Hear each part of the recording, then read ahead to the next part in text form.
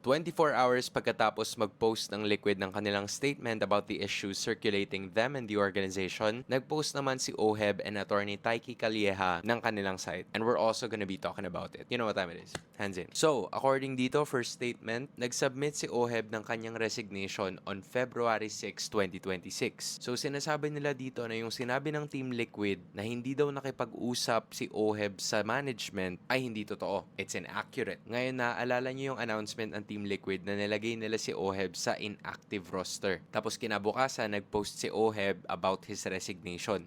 Ever since nag-resign siya, he was already been represented by his legal counsel. At sila yung nakikipag-usap possibly sa mga lawyers ng Team Liquid na hanggat maaari, kung hindi na kailangan i-announce to sa buong public at pwede namang gawa ng paraan, there is no need for public statements because it is not a substitute for direct engagement. Tapos nakalagay din dito na natuloy naman daw ng Team Liquid Philippines na makasali sila sa MPLPH Season 17 nang walang delay at nananalo pa daw sila. So hindi na istorbo yung mga plano ng Liquid at hindi daw involved si OHEB doon. Sinasabi din ni Attorney Taiki na pinili ni OHEB na hindi magsalita. Hindi niya pinpublic kung ano yung nangyayari sa kanya, hindi siya nag-akusa ng basta-basta. Yun daw yung desisyon na ginawa niya para sa kanyang sarili. At sinasabi nila na sa tamang panahon, yung mga nakikita daw nilang lapses with the system ay susuriin sa tamang paraan. It's an issue about fairness, pagkakapantay-pantay, at yung professional treatment daw sa mga manlalaro na hindi daw dapat isa walang bahala.